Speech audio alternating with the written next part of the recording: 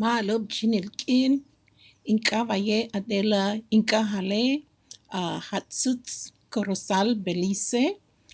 It's a pleasure to be with everyone this afternoon. My name is Adela, and I'm coming from beautiful Corozal in beautiful Belize. And I would like to speak today about our most vibrant group here in Corozal, called To'one Masehualoon, means we are Maya, and we are a cultural preservational group here in Corozal that was formed in 2017. And the reason why we formed it is because our observation was that in Corozal, what was missing was the pride of being of Maya ancestry, is one. And also, we had this situation where we were at a critical stage in that the language was slowly dying off. Um, so, we formed this group called To'one Masehualoon, and the objective was to retrieve the pride of being Maya, as I said, and to do something about the language. And our group is comprised, well, initially we started off with about 6 active members, and today we have over 50 active members within our group. When we started our group, we focused on the mission statement for quite a while, about 3 months, and we adapted a very bold mission statement as stated. Our mission is to leave a lasting legacy for the future generations of Belize, to create a community where its focus is one of brotherhood, where all families are harmoniously living with each other and generosity is an innate expression of our culture, where we learn to live in harmony with nature and each other while expressing a profound respect and love for Mother Earth and other human beings. And all generations are linked in the language of the Maya, and each person exudes confidence and pride of his Maya heritage. So, for us to go about building on our mission statement, which was very broad, we had to encompass every area of the culture. So, a culture is made up of many various areas, various things. And so we focused on the spirituality is a big component for us. The language, as mentioned, was in decline, the attire, the gastronomy, the dance, folklore, traditions, workshops, music, and other things came about, such as educational, promotional activities, currently research. We've had milestone and various areas that just naturally built upon as we embarked on preserving our mission statement. So, for the Maya spirituality area, we know that the Maya have practiced their spirituality for many hundreds, thousands of years, and surprisingly, the spirituality is still alive and well, especially in northern Belize because of our focus, and we continue to teach about this spirituality, especially to the now generation. um, Most recently, this summer, we had the privilege under Dr. Cynthia Robbins to have an entire day of workshop at the site of Adventura here in Corozal, where the children came and they learned the process of archaeology and excavating, and then in last month, we were able to meet with our brethren in Carrillo Puerto, and we had a wonderful time communing with them. We participated in the most sacred ceremony of the sacred fire, and that was amazing. So our spirituality is alive and well here in northern Belize, and as mentioned. the critical situation was that the language has slowly been dying off. In northern Belize, it is the result of colonialism, the subjugation of the indigenous people. And so the current generation does not speak the language of the ancestors. COVID had a very tremendous impact on us in that the tertiary generation, a lot of them have died because of COVID. And so we're left with the situation where we really have to work hard to rescue the language here. And this month, we had one of our language programs. Actually, it encompassed two areas where we had 1 week of Yucatec Maya language classes for the adults at the Corozal House of Culture in partnership with Niche, and then also a second one for the children in Shaibe. And the end result is that we came up with our first book, which will go into publication in the near future. And this book is geared towards children, and it will be in three languages: in Yucatec Maya, English, and Spanish. Um, and this was all done, came about because of the generous financial support of the Ministry of Indigenous Peoples Affairs here in Belize. So we are very grateful for that support, and also for the wonderful outcome that we have in the area of language. So, for the Yucatec Maya attire, everyone within our group proudly don our Yucatec Maya attire. And here we have two beautiful Yucatec Maya ladies, Hatsuts Kolel. Um, and so that's what we do. And for the area of gastronomy, we actually, a couple of years ago, inaugurated our first Yucatec Maya cuisine establishment. And at the Hanal Yucatec Maya cuisine establishment, people, the public can come and enjoy the Yucatec Maya gastronomy. And you can also come there and learn how to cook the Yucatec Maya way.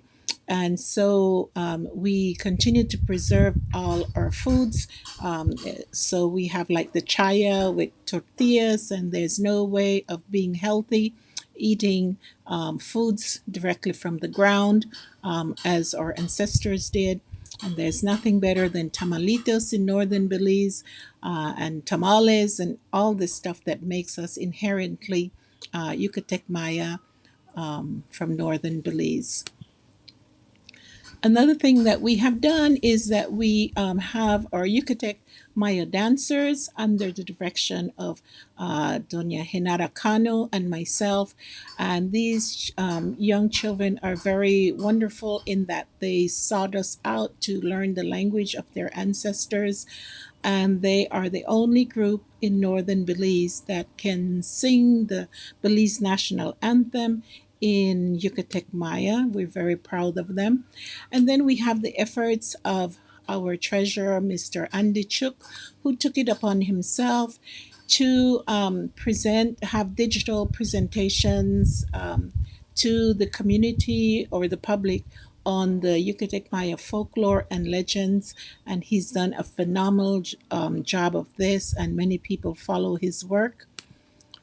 And we focus on all the cultural traditions, such that every year we are one of the few groups in northern Belize that still work on preserving the carnival, which is somewhere around Easter time.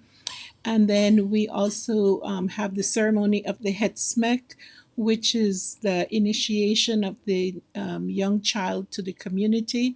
We also annually have the tradition of the Hanalpishan and the Bish, and these are all traditions that preserve the memory of our departed loved ones. And we also conduct the Promisia, which is the ceremony of the first fruits. And also, we would have like the Chachak, the ceremony of the rain. And so, these are just some of the traditions that we continue to preserve. Ongoing workshops, we have many. As I said, this we have the children here excavating at Santa Rita, and even in spite of COVID, we had the workshop on living in harmony with nature, where we taught the children about the importance of preserving the animals, the birds, the various types of leaves, and the chemistry connection between us and every plant, that we receive oxygen from them as we give off carbon dioxide, and the importance of not exploiting the land. And if we have a need to use any tree, please make sure that you replant the tree to preserve our environment. And around Christmas time, we had workshop for the children on how to make their own piñatas so that they can enjoy the Christmas time festivities with their families. And our workshops have been ongoing. In the area of music, we are still looking forward to get our own prehistoric musical instruments such as the tunkol and the Maya drums, etc. But we have collaborated with other brothers to compose the first Maya song in honor of our hero, Marcos Canol, and that's a very beautiful corrido for those of you who might be interested in it. Uh, for the educational activities, we have a plethora of stuff that we have done. But first of all, we inaugurated the Yucatec Maya Museum in Cristo Rey, and the public can come there and view many items, artifacts that we have there. We continually teach. Anywhere that we're invited, we're teaching. Sometimes we teach online also. We support all tertiary educational institutions with information about the Yucatec Maya and also about self identity. And we're always at all the cultural events at the primary school level to teach the children. So we take advantage of every opportunity that is given to us to educate the community. So we eagerly present at any public forum or any television opportunity that arises to promote the importance of the preservation of the Yucatec Maya culture. So most recently, we were at the Feria de Lenguas Indígenas Nacionales in Carrillo Puerto, and we were there to present on the efforts of preserving our culture here in northern Belize. That was very important because we know that the story of Yucatan is also the story of northern Belize, but because of the separation which occurred in 1893 with the Spencer Mariscal Treaty, there was like a division when Belize was divided as British Honduras and also Yucatan as part of Mexico. And so many people had forgotten that the Maya that were from Yucatan had come down to Belize, and so it almost seems that as they are invisible. So it was very wonderful for them to know, hey, your brothers are still there in Belize, and you're always welcome to come and visit us. And and we also got the opportunity to meet with our brothers, our Maya brothers from other parts, but also from Guatemala.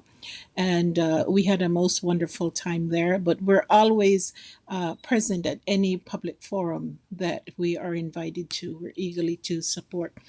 Um, Early this last year, we started our first research project in collaboration with professors from George Mason University to initiate a project called uh, Living.